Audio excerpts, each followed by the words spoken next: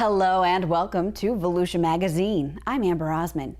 On this episode, we look back on BirdFest at the Marine Science Center. We'll recap another successful turtle nesting season. We'll see county libraries have an innovative way to settle late fees, and the Ocean Center earns an award for its excellent service. Plus, Joanne Magley talks with Dennis Mudge, director of the Volusia County Extension Service. Those segments and more coming right up on Volusia Magazine. I hope you stay tuned.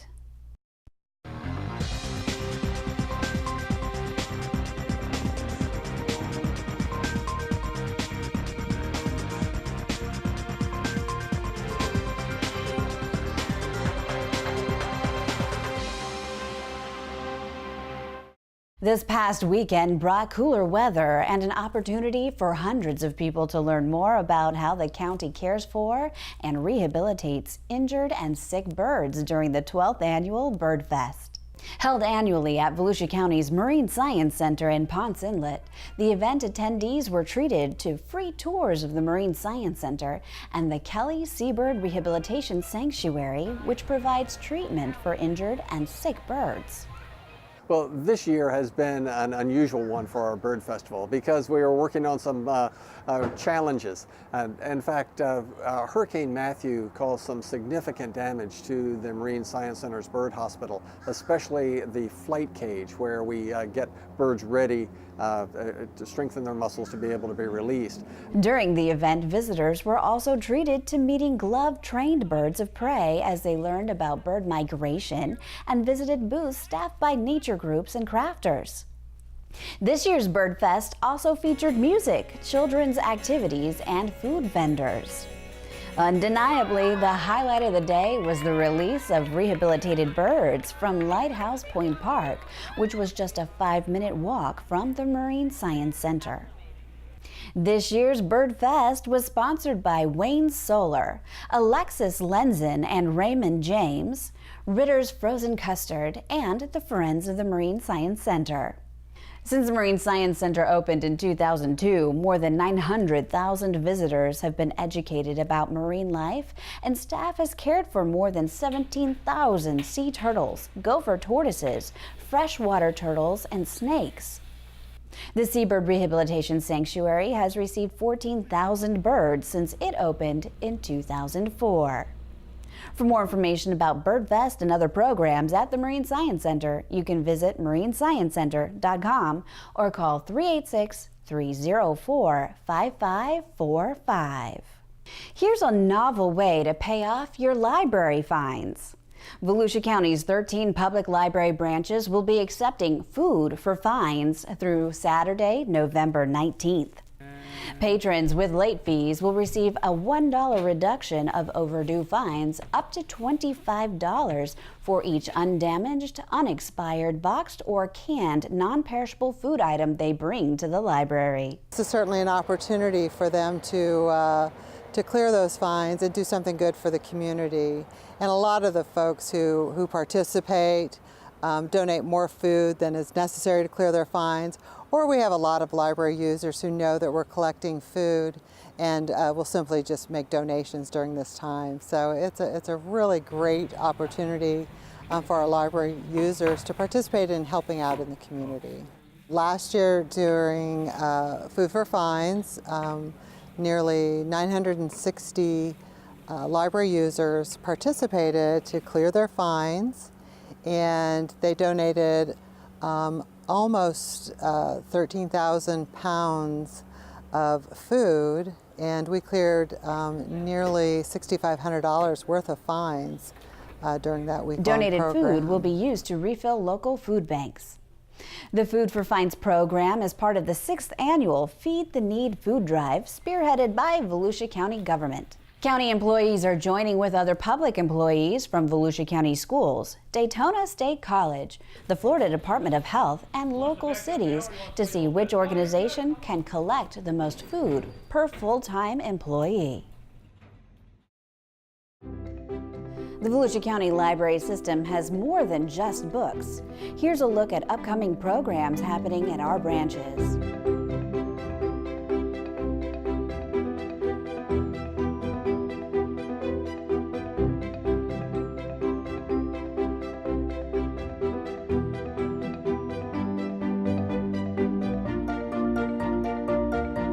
For more library events, visit volusialibrary.org.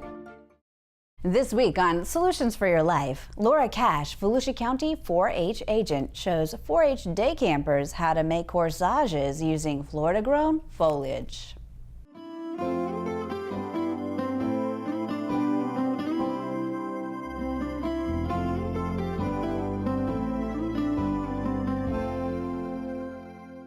Hello, I'm Laura Cash, and this is Solutions for Your Life. 4-H is an international program, and the 4-H's stand for Head, Heart, Hands, and Health. So we focus on those areas with our educational programs. It's a youth-adult partnership and open to ages 5 to 18. Being in 4-H is helping me because I'm learning a lot about animals and learning how to can and learning a lot about sheep and other animals. Today we were working on corsages, and we did canning, and we're doing sewing. All of these skills are important in life for home economics, financial education, as well as the basic skills of cooking and sewing, as well as common courtesy. One of the reasons that the youth are making corsages today is because Volusia County has a very large fern industry. So part of their home economics course is learning about businesses in this area.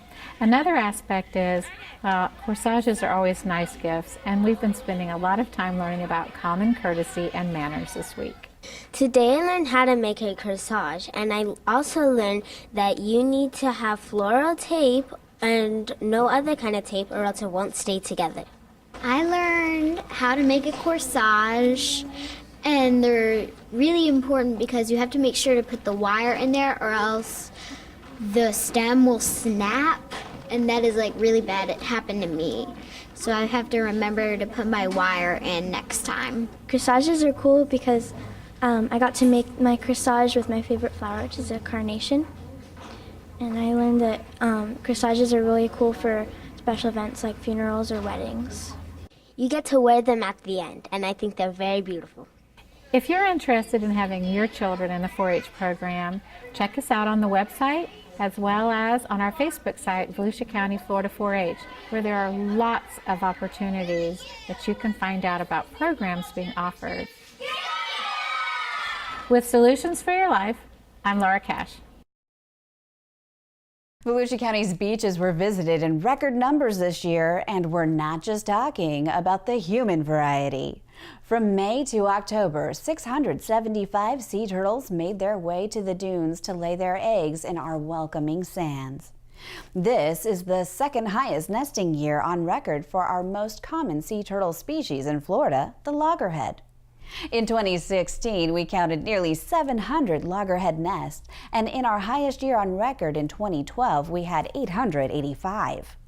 According to sea turtle expert Jennifer Winters, in addition to loggerhead nests this year, 4 greens, 4 leatherbacks, and 1 rare Kemp's Ridley nests were also counted. Well, we had a really exciting nesting year again this year, county-wide between May and October. Unfortunately, Hurricane Matthew took out our last few nests that were still remaining on the beach as the storm approached. So it brought our season to an abrupt end. The sea turtle monitoring volunteers are working under very strict guidelines from the Florida Fish and Wildlife Commission, and they don't allow us to go in and dig up those nests to try to prevent them from being washed out. It's part of Mother Nature's way of survival of the species, and sea turtles do nest and lay multiple nests throughout the summer. So those last few nests were probably the final of many attempts from one female. 2016 is also shaping up to be a big year for washback sea turtles. According to Winters, there were several factors that contributed to so many young sea turtles being washed ashore, to include the active hurricane season, which made for a high surf and also large amounts of the sargassum, which was pushed much closer to shore than normal. Between August and November, it's peak time for young turtles to be found in the seaweed, as it is the end of the nesting season, and most of the turtles are newly hatched from Florida beaches. For more information about Volusia County's Sea Turtle program, you can call 386-238-4668, or you can visit volusiaseaturtles.org. The Ocean Center in Daytona Beach has received the Reader's Choice Award by Convention South magazine. This is the 6th time the county-run convention center has received the award. Meeting professionals were asked to name the meeting sites they believe display exemplary service for group events. Nominations were received throughout the year, and the top picks were selected via online voting from more than 4,000 voters. And this is particularly an honor because it's voted on by meeting planners. And these are meeting planners our sales staff have been working with for many, many years, and they keep bringing business back to the Ocean Center. So that's a great testament of our quality product and the services we provide. We're very proud of our building, our personalized service from our staff, and our food quality and presentations.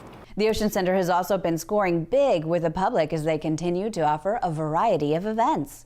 From a basketball tournament to holiday celebration, there's quite a few events planned in November, including the return of Sesame Street Live. Ocean Center presents Sesame Street Live, Elmo Makes Music. That's on November 23rd. We have 2 shows, 10:30 in the morning and 6:30 in the evening. We have some great discounts, so if you go on Ticketmaster.com or OceanCenter.com, but come out. It's fun for all ages, even parents and grandparents. Elmo Makes Music, and I think we've got Big Bird and all the other Sesame Street characters. So join us on November 23rd. Tickets can be purchased at the Ocean Center box office by calling 800-745-3000 or online at Ticketmaster.com. For a complete list of upcoming events at the Ocean Center, you can visit OceanCenter.com and click on the Events tab.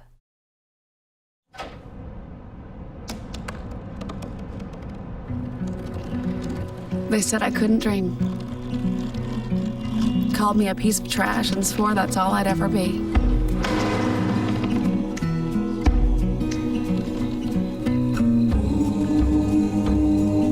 Said a bottle couldn't see the ocean.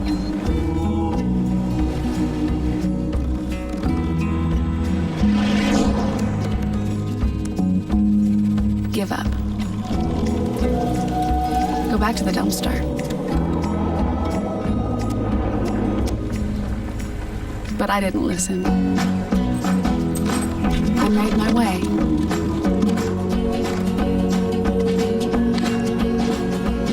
And now, I'm what I've always wanted to be.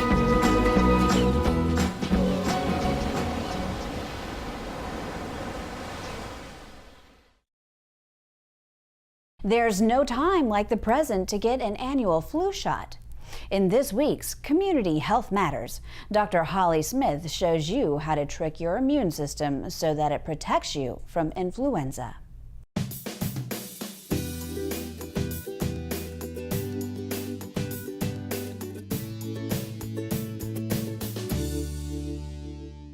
Good morning. Good morning. Come on. You're here for a flu shot? Yes. Here in Volusia County, Department of Health staff are rolling up their sleeves to ward off influenza. According to the Centers for Disease Control and Prevention, this is the best way to avoid catching the flu. Simply put, these employees are tricking their immune system into thinking they have the flu by getting the flu vaccine. And with any shot, you may have a low-grade fever today or tomorrow. If you do, take some Tylenol. If the arm is red or swollen, full washcloth, okay? All right. Community Health Nursing Director Denise Ayers explains. It makes your body develop immunity. It recognizes the vaccine. It thinks that it's the flu. So you can't get the flu from the vaccine, but your body thinks it's the flu, and it develops antibodies so that when you truly are exposed to the flu, then you won't get the flu. Your body says, oh, I know what this is, and I'm going to protect you. And protection is what it's all about. In 2014, 55,000 people died from complications of the flu. The CDC says flu shots are not 100% effective, but studies show the vaccine reduces the risk of getting the flu by at least 50 or 60%. And when you get a flu shot each year, this protection also is extended to others. You're protecting everybody that's in your household. You're protecting everybody that you come in contact with, everybody at work. So it's not just about you, it's about everybody in the community. Who should get a flu vaccine this year, you ask? Well, everyone. You knew that was going to be the answer. Some people are at higher risk of serious problems related to the flu. If you're age 65 or older, pregnant, or living in a long-term care facility, you are at greater risk. Children under 5 also are at higher risk, especially if they're less than 2 years old. Even people who say they've never gotten a flu shot and never have gotten the flu, yep, they're still at risk too. Just because you've never gotten the flu doesn't mean that you won't get the flu. All right, here is the bottom line. Experts say if you don't want to get the flu this year, you have to get a flu shot. And you can do that at all Florida Department of Health locations right here in Volusia County. For times, call the department. Call 386-274-0509. That's 274-0509 and select option 1. For the Florida Department of Health in Volusia County, I'm Dr. Holly Smith. Here's a look at some events happening around Volusia County.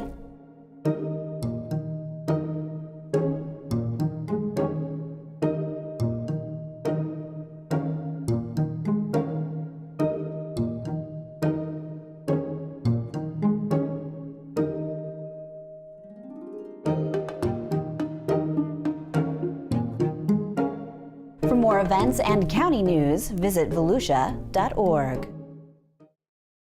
It's time to head into the studio and join the Director of Community Information, Joanne Magley, and her guest, Dennis Mudge, the Director at the University of Florida, Volusia County Extension Office. Thanks, Amber. Well, Volusia County's agricultural operations have a significant impact on the local economy, and products grown here are sold throughout the world. So with us in the studio today for an update on Volusia's agricultural industry is Dennis Mudge, the Director of the University of Florida, Volusia County Cooperative Extension Service. Hello, Dennis. Hi, Joanne. Your title is a mouthful, but it's a great organization, and actually you're somewhat new at the helm for the Extension Service. Give us a little bit of an overview of the Extension Service and the relationship with Volusia County. We've been around 100 years, can you imagine? Wow. 100 years ago, they came up with the idea of starting the Extension Service to spread out the research that goes on at our land-grant college, University of Florida. There's a land-grant college in every state in the country, and every county has an office like this where the education of that research comes out. And of course, it's extended to the farmers so that everybody's food bill stays down, but it's also given to the general population. So, Dennis, in general, tell us how the farming industry in Volusia County is doing these days. Okay. Well, the farming industry has taken turns with the economy just like anything else, but what's interesting is it's more stable.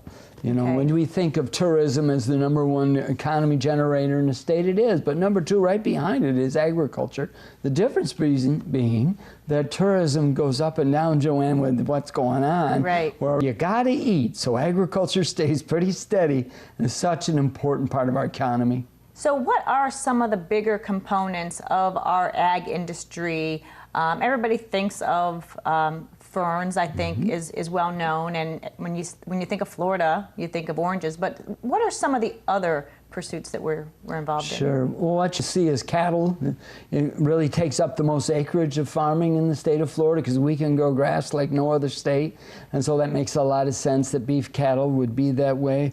You don't see as many dairy farms as you used to see. Of course, we have a prominent one here in Volusia County, but it's a beef cattle. And then what you'll find is forestry is huge in Volusia County. That whole northwestern corner, of course, has so much forestry in it. And we're seeing a lot of specialty crops these days. People are diversifying on their farms in order to stay in business with small things, different types of vegetables and fruit and things you wouldn't normally see.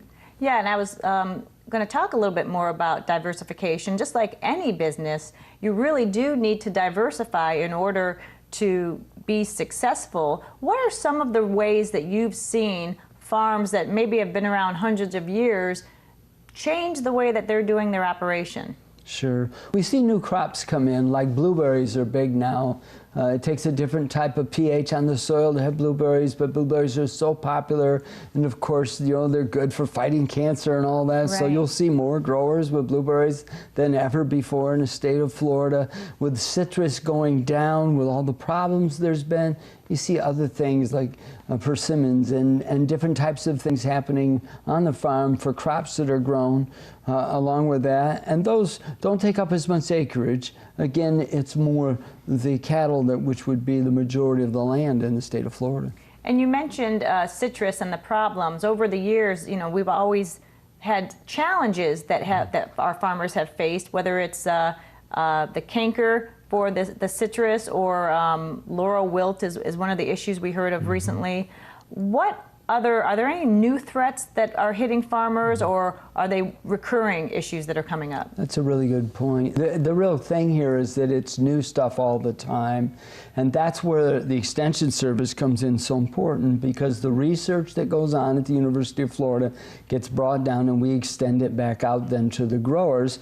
And let's face it, if the citrus industry is going to make it big in Florida, there's going to be research that's done at the University of Florida that's going to solve that problem. Somewhere, someone's going to find a resistant tree through the university and all their studies that's going to be the tree we're going to end up spreading all across Florida. And I'm still a believer that we're going to make it, we're going to do this.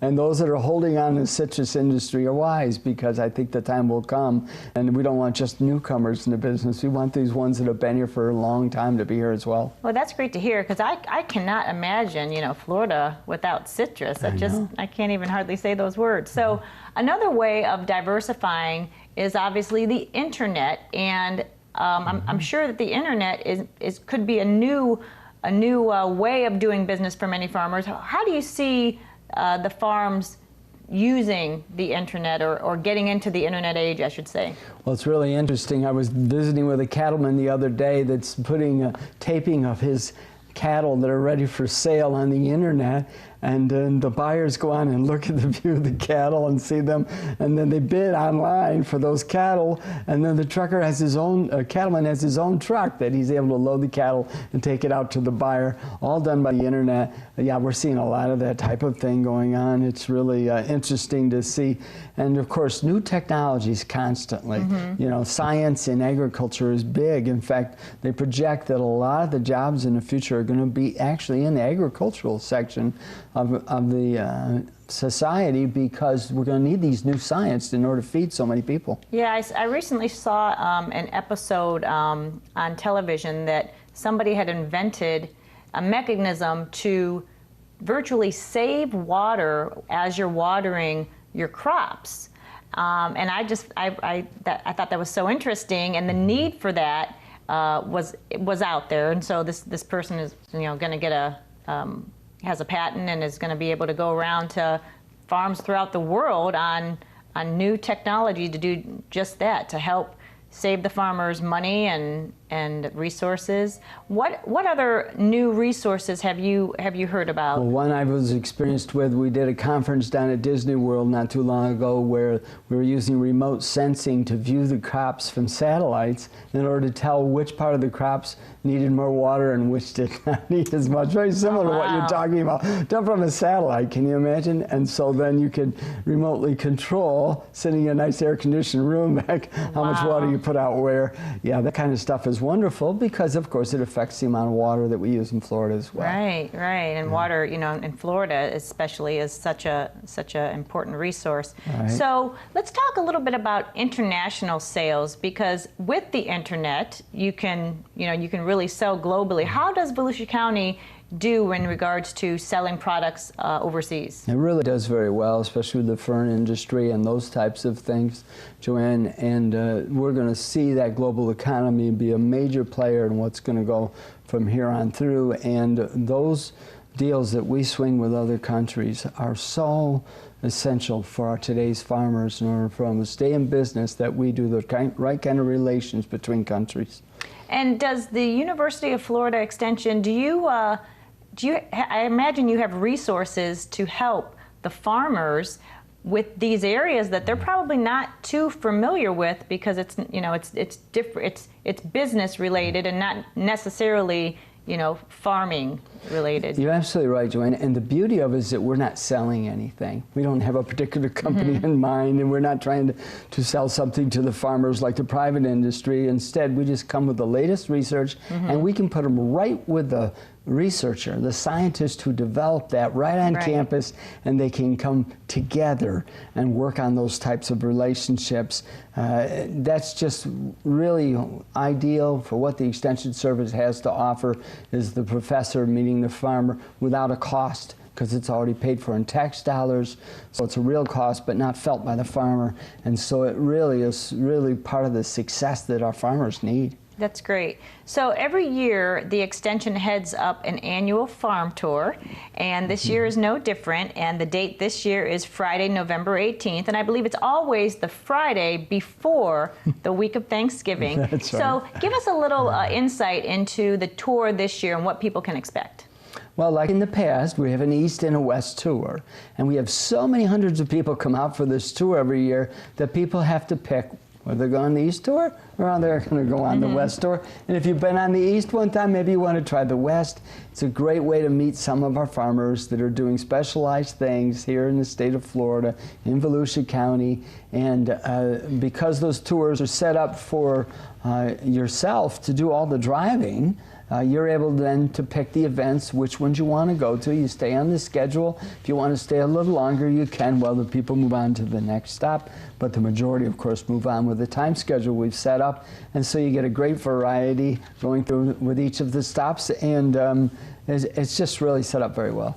And so some of the, just a couple examples, there's a beekeeper on the list, there's an orchid grower on the list, and many even other alpacas this year. Alpacas. I wish I could go to the Organic alpaca vegetable stop. grower, yeah, really fun stuff. Great opportunity to go. Some of them have retail right there on the farm, so you can buy some things when you're on your visit. But you can see why it's been such a popular event for 35 years this year. And is this pretty much a half a day for somebody or a full day? What can people expect time-wise when they Yeah, it starts about 8:30 and is over by 2:30 or 3:30, depending on which tour you go on. All right, and we'll have more information on that on the county's website, volusia.org, and they can click on the banner right on the homepage to find out more information about the farm tour. Well, Dennis Mudge, the director of the University of Florida Volusia County Cooperative Extension, thank you so much for being here today. Thank you, Joanne. Amber, back to you. Thanks, Joanne, and thank you too for watching Volusia Magazine. If you have any questions about the show, you can feel free to give us a call at any of the numbers you see listed here, or you can log on to volusia.org and click on the News tab at the top of the screen to find us. Incidentally, you can find the County Council meeting calendar there too. In fact, you can use volusia.org to find out about meeting dates, workshops, topics of interest, activities, and how you can become involved. And we hope you won't forget to listen to Volusia Today. That's Volusia County Government's weekly public radio broadcast. Volusia Today airs every Tuesday, Wednesday, and Sunday mornings on the local radio stations you see on your screen. For Volusia Magazine, I'm Amber Osman. Have a wonderful evening.